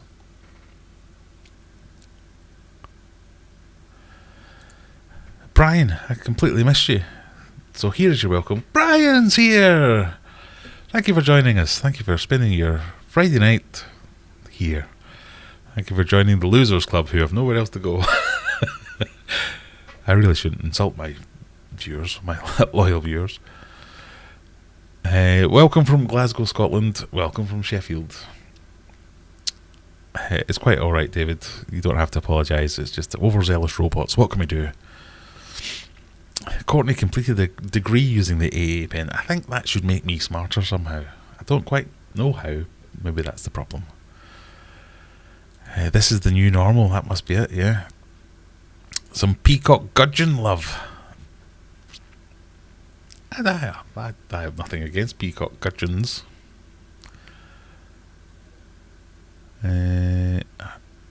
Vast wants to tell me I have 4 outdated drivers. Well, don't care. Right, I'm going to try very hard to get all down to the bottom.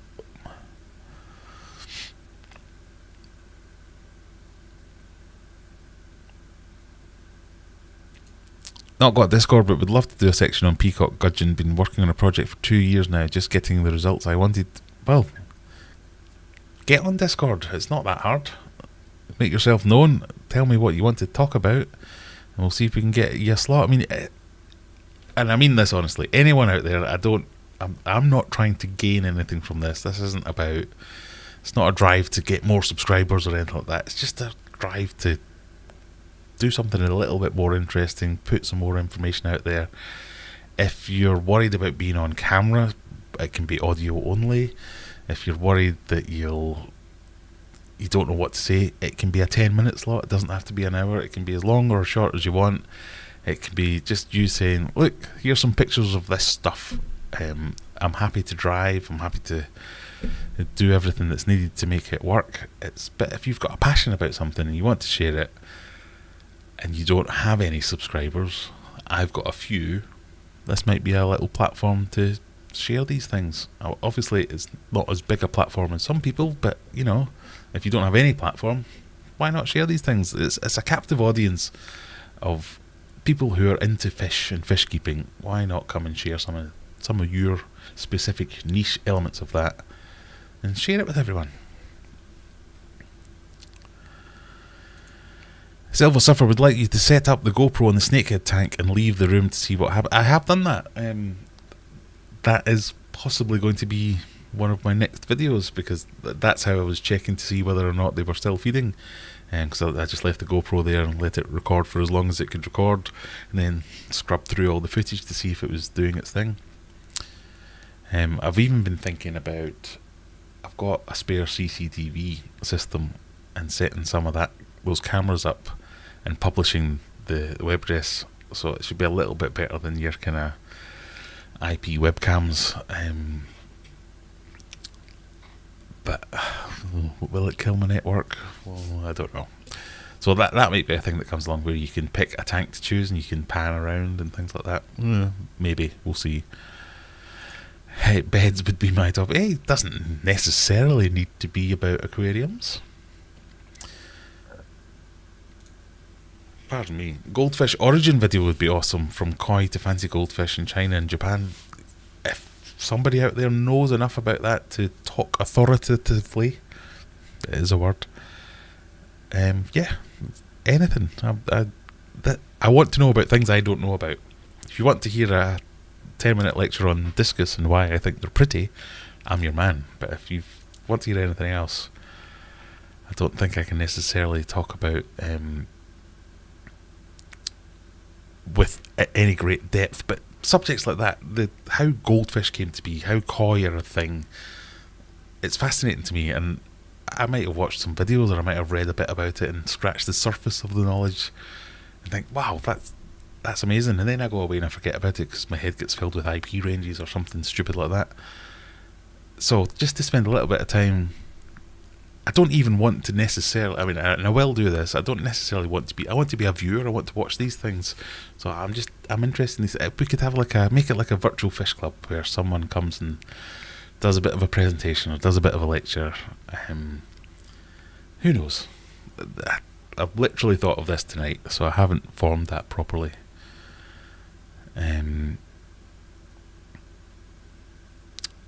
don't know. The origin of goldfish is fascinating. It is fascinating, and do you know what? I remember reading about it and going, "That's fascinating," and now I've instantly forgotten about it. So we could do it with a refresher. Any volunteers? How do we spend these accumulated points? You don't spend them. I will do something at the end of the stream. I will decide. Maybe I'll send someone something, or I might save it up for a few weeks, and the top 10 people will get a free membership or special promotion, or you get to be a moderator if you contribute to this. I'm not saying any of these things are true, and I reserve the right to change my mind at any point because I've not really thought all this through. But my initial thought was about points will mean prizes, but there could be other things in there as well.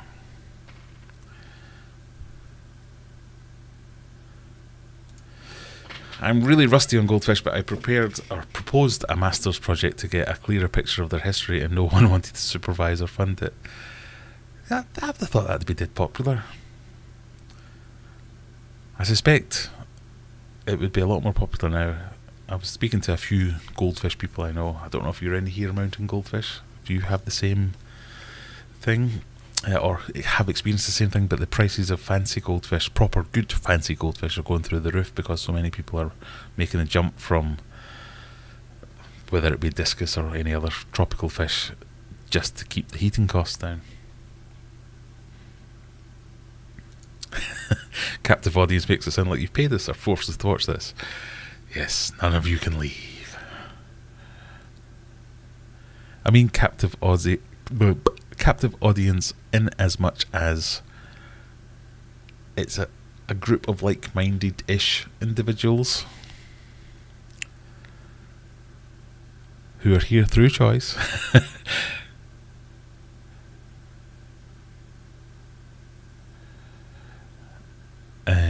Everyone loves pens. Free pens, though. Well, free pens are even better. Aren't discus like £100? They very much are and can be. We're getting there. We're getting there.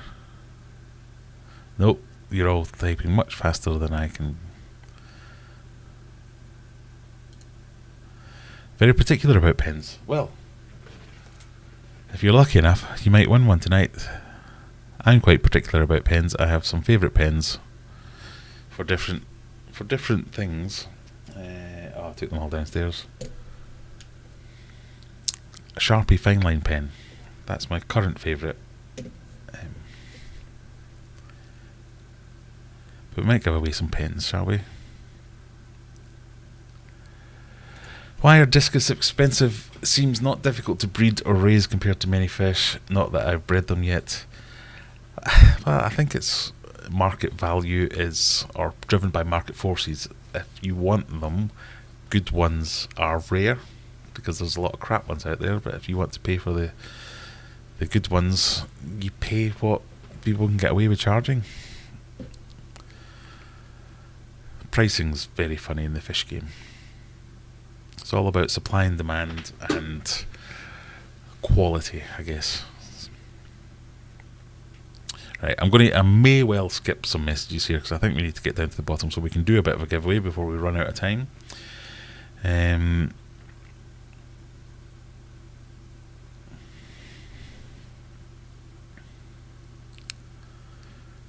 Doodle-doo.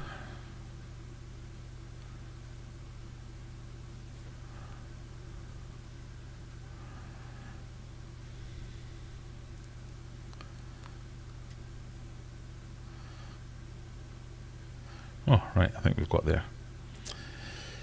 So, sorry if I've skipped over any questions or anything like that.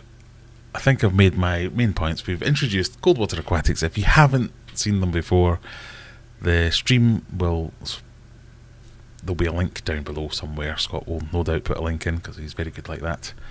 There will be a stream following mine almost directly. Go over, show some love, say hello, say you've come from the Aquarium Adventures channel. Join the Discord. But I've just made it go away. Join the Discord. Subscribe to the channel, all that kind of stuff. But join the Discord. Let me know. Get in touch if you have any kind of specialty, any kind of passion, whether it's beds, whether it's anything to do with fish keeping or not. Let's mix it up. Let's have a bit of fun on a Friday evening. I think it's just learning new things is always fun. So let's maybe build that into the Friday night, whether it's just 5 minutes here or there. Jump on, let me know your thoughts, ask your questions, do a presentation, whatever you want it to be like. Just a little bit of it can be an informal chat to a fully formal presentation properly done like that. But I think we're going to have to do a bit of a giveaway because I've got some pens and some key rings. So for a pen and a key ring, let me do a quick refresh. Now this person has to live in the UK or be willing to pay the postage. But for a pen and a key ring, noodle sandwich, you've done it. The beer's got you there. You have won a pen and a key ring. The points will stay as they are. These will carry forward. You won't always get a prize each week just for being the points holder. Next week we might fold in duels and battles and things. Join us on Discord. We might have some discussions about what we do with points and how we use them more fairly. But I want to finish off the evening with a bit of a giveaway. So what are we going to do? What are we going to do? Come on, Graham, you can do this. What's it called again? Nightbot? We're going to give away some of our fancy new pens and key rings and stickers. So if you want to win a channel, if you want to win a little goodie bag of pens, stickers, all those kind of things. I'm watching my own stream on my phone and I didn't realise. I wondered where that noise was coming from. I am a professional, honest. So if you want to win one of those things, let's do 3 giveaways, shall we? So the mods. I'll end the poll. So it's definitely aquatic.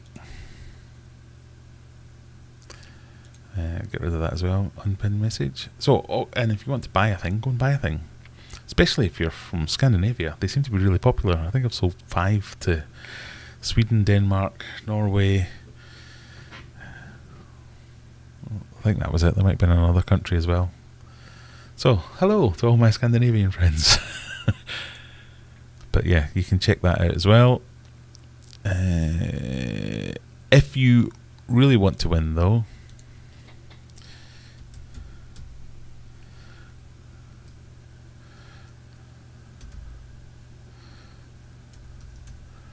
pen is good. Pen is good is the word. I want you to type that in chat and I will do a giveaway for anyone that types pen is good in chat. I'll let you have a few minutes to do that while I go back and check on the comments.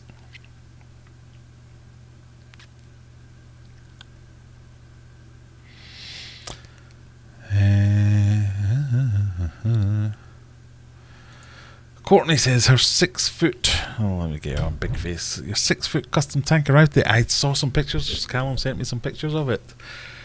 How do you feel about the height, Courtney? That's the important question. I think I was called in to arbitrate an argument between them about how high a stand should be. Does it look okay now that you've got the tank on there, or you still think it's too tall?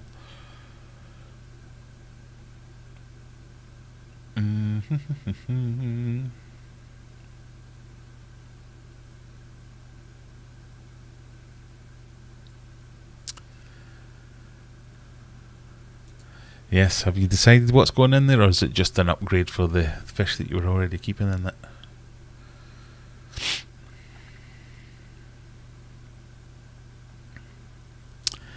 $9,000 litres, is that your pond hands? Same as in 5 foot, turtle, arowana, severums and a few others. So just a bigger tank for them. Discus, when you breed... when you breed them, are the odds of pretty ones low? Not necessarily. It depends what you try and breed. If you have a bunch of discus that are all different strains in the same tank, and they all go together, and they pair off. If you pair off outside of strains, we're getting into genetics here, and I will not be explaining this correctly. But if different strains pair off, the chances are the offspring will be just brown, messy fish. Some different strains are a good match because they will produce good fish, but 2 blue diamonds, for instance, will produce a lot of blue diamonds and a few brown messy ones. So it depends on what the strains are that you're trying to breed. So some of the rarer or newer maybe ones, they don't breed true as such, or so I think it's Penang eruptions. So what was my magnificent eruptions? You don't get them by breeding 2 magnificent eruptions together, because they would just produce a load of leopards and a load of something else, and maybe 1 or 2 eruptions. You get them by breeding other things together, and there are books have been written about this and websites and stuff like that. That's an interesting topic. I might see if I can get a discus expert to come and talk to us about that. So while they're fairly prolific breeders, breeding good quality discus is a little bit harder, and they're expensive fish. So they're expensive fish because you have to heat the tanks. It's easy to keep discus, but it's hard to grow big, well-shaped discus. So it's not that you might get a lot of poor... My word is not working. I'll come back to that then. It's not that you might get a load of poor fish, but to optimise those fish is really hard. They grow quite slowly relatively. They stunt easily, so if you don't give them the perfect conditions from straight away, so it takes a little bit more to grow a lot of good discus. So you might spend a lot of money to get a few, and that's part of it, as well as market forces. So I'm being told by Courtney that my word is not working. I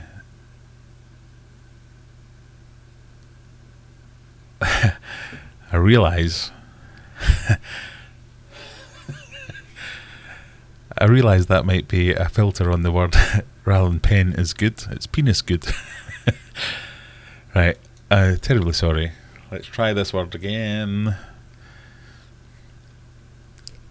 New pen, Newpen.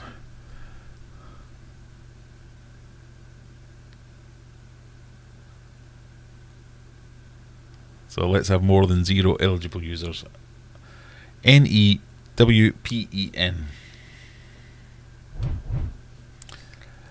Like so. Newpen, that's the word. I think it's because rather than pen is good, I put penis, and it's not letting me use that word.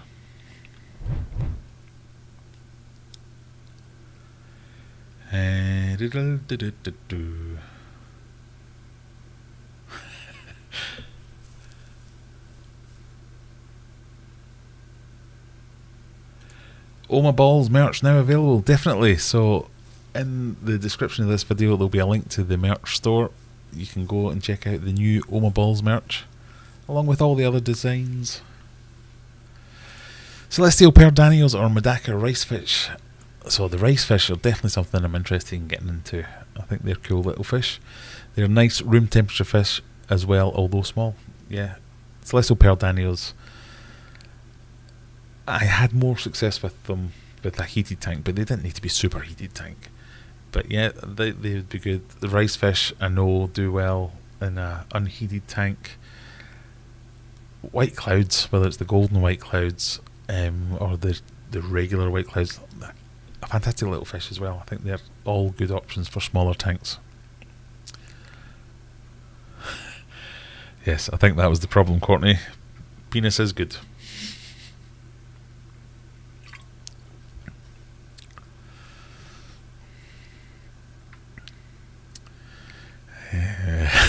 It seems should. Yes, inadvertently.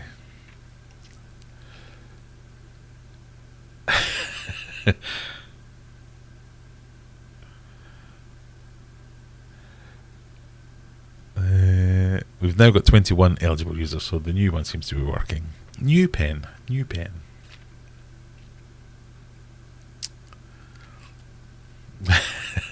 Graham has managed to troll himself.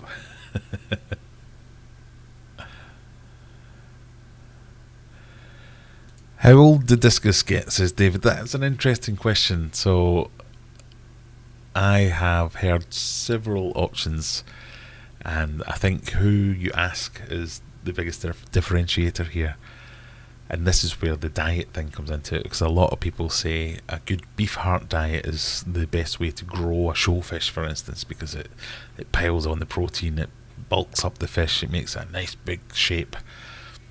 But does it shorten their life? I don't know. So I've heard of anything between 8 to 12 years for a discus fish, and I've seen some really nice fish die after 4 to 5 years. Now obviously accidents happen, there's variables all over the place, so I don't want to speculate one way or t'other, but it's that kind of range.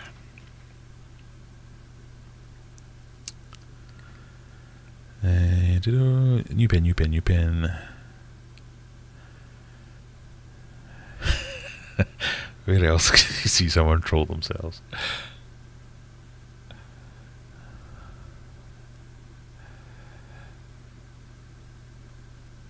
Right, I think we've still got 21.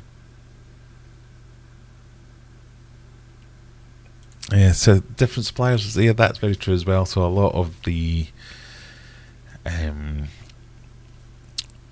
domestic discus and wild discus seem to have different lifespans for different reasons. But amongst the different domestic suppliers, there are some of the Asian farms. They get such a bad press for producing nice-looking, unhealthy fish. And I think that's the key to being a good specialist, is finding the right good breeder that's going to give you nice-looking, healthy fish. Right, we're ready for doing the giveaway. As always, if you are going to win, you have to live in the UK or be prepared to pay the postage. If you do win... No, let me try that again. If you do win, Graham at aquariumadventures.co.uk. Send me an email, let me know where you want me to send your winnings. Little face. Oh, we're running over time, so we'll do this very quickly. Right, are we ready? 3, 2, 1. I pressed that on the screen rather over here. Leanne Myers, congratulations, you have won one. Number 2. Lanks Fishkeeper, you have won a little goodie bag as well. Number 3.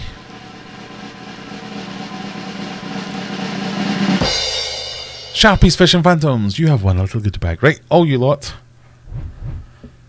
Email, tell me your address, including county.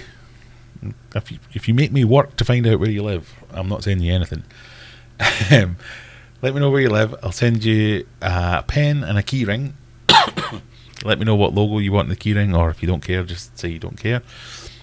And if you really want a pen and you didn't win, just send me a nice email saying please, and I might send you one as well. Thank you very much, everyone.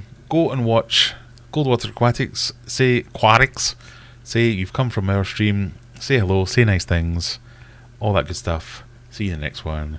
Bye bye. Thank you for joining me. Bye bye bye.